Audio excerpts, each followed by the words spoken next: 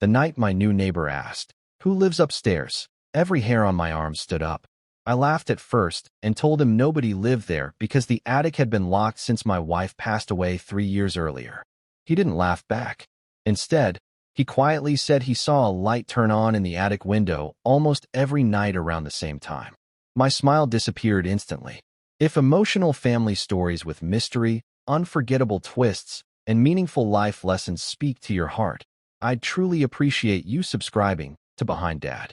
Before we continue, I'd also like to mention that the images shown throughout this video are creative visual recreations designed to help tell the story. They are not actual photographs from my personal life. My name is James, and I had lived in that old house for over 40 years. Every floor carried memories of my late wife, Margaret. After she passed away, I couldn't bring myself to touch the attic.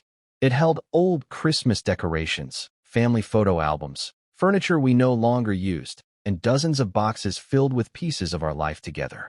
I locked the attic door, placed the only key inside my desk drawer, and never opened it again.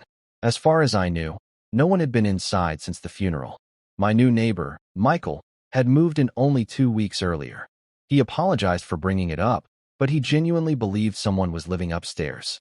He described seeing a warm yellow light through the attic window every evening just before midnight.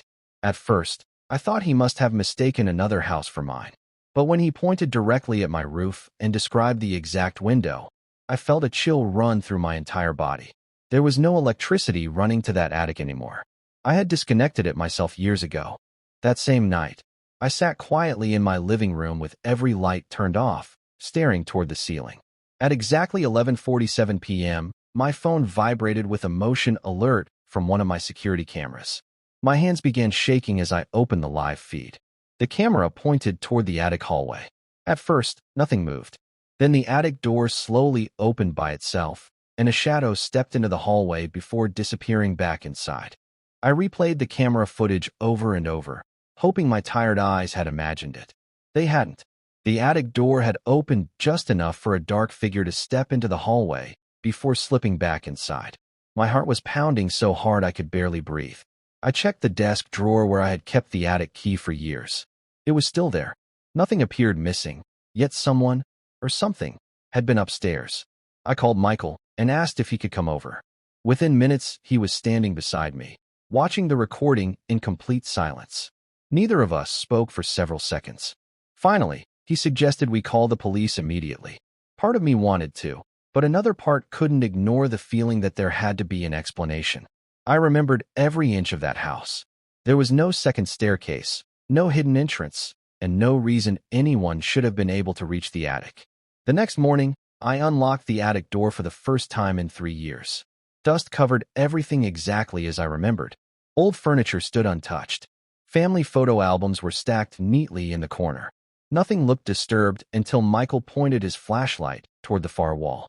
Faint footprints crossed the dusty floor and disappeared behind an old wardrobe that hadn't been moved in decades.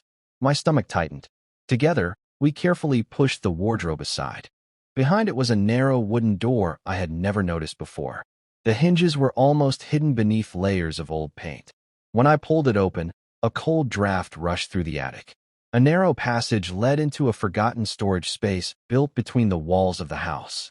Someone had recently been there. There were empty food wrappers, a blanket, a flashlight, and a rechargeable lantern sitting on the floor. That explained the mysterious light my neighbor kept seeing every night. But one thing terrified me even more. Resting beside the lantern was a framed photograph of my late wife, and it looked as though someone had been cleaning the dust from it every single day. At that exact moment, I heard slow footsteps coming from somewhere deeper inside the hidden space. Michael and I froze. The footsteps stopped just beyond the narrow passage, hidden by darkness. My heart pounded so loudly I could hear it echo in my ears. I picked up the flashlight with trembling hands and called out, "Who's there?" For several long seconds, there was only silence. Then an older man's voice quietly answered, "James, please don't be afraid." The voice sounded strangely familiar, but I couldn't place it. Slowly, an elderly man stepped into the light. His clothes were worn, his beard had grown long, and his eyes looked exhausted. Yet there was kindness in them. The moment I looked closer, a memory rushed back from decades earlier. "Arthur," I whispered, He nodded with tears in his eyes. Arthur had been my late wife Margaret's older cousin. I hadn't seen him in nearly 25 years. After losing his wife and struggling with serious health problems, he had disappeared from the family without telling anyone where he had gone. Arthur lowered his head in shame and admitted he had secretly entered the attic several weeks earlier through an old exterior maintenance hatch hidden behind thick vines on the back of the house. He had become homeless after losing everything and didn't know where else to go. He recognized my home from years ago and remembered the forgotten storage space because he had helped build part of the attic during a renovation many years earlier. He never intended to frighten me. Every night, he switched on the lantern for only a few minutes to read the old letters Margaret had once written to him. She had helped him through the darkest years of his life, and reading her words was the only thing that still gave him hope. As I listened, my fear slowly turned into sadness. I looked around the tiny space and realized how lonely he must have been. Before I could say anything, Arthur reached into an old backpack and carefully handed me a sealed envelope with my name written across the front in my wife's handwriting. My hands started shaking. I had never seen that envelope before. Arthur quietly whispered, "Margaret asked me to give you this, but only if life ever brought me back to this house." I stood there in complete silence as I carefully opened the envelope. Inside was a letter Margaret had written years before she became seriously ill. Every word felt as though she were sitting beside me again. She thanked me for giving her a beautiful life and asked me to remember one simple truth.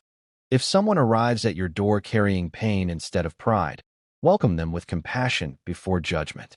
Tears blurred my vision as I finished reading. I finally understood why Arthur had protected that letter for so many years. I looked at Arthur and saw not a stranger hiding in my attic, but a broken man who had run out of hope. Instead of calling the police, I invited him downstairs for a warm meal. Michael quietly smiled and helped carry Arthur's few belongings into the house. Over the following weeks, we contacted relatives, found temporary housing, and helped him reconnect with family members who had believed he was gone forever. Little by little, his life began to change. More importantly, he no longer had to spend another night hiding in darkness. Sometimes I still think about how easily that story could have ended with fear instead of understanding. My neighbor could have ignored the strange light. I could have assumed the worst. Arthur could have stayed hidden until something terrible happened. Instead, one honest conversation changed all of our lives. Margaret's final message reminded me that kindness often begins where fear ends. Now, whenever I look toward the attic window at night, I don't feel frightened anymore. I remember that even the darkest corners of a home can hold unexpected hope. If this story touched your heart, share your thoughts in the comments because your words might encourage someone to choose compassion over assumptions. Share this story with someone who believes every person deserves a second chance. Thank you for spending this time with me on Behind Dad. The greatest lesson I learned is that sometimes the person hiding in the shadows isn't dangerous. They're simply waiting for someone to turn on the light with kindness.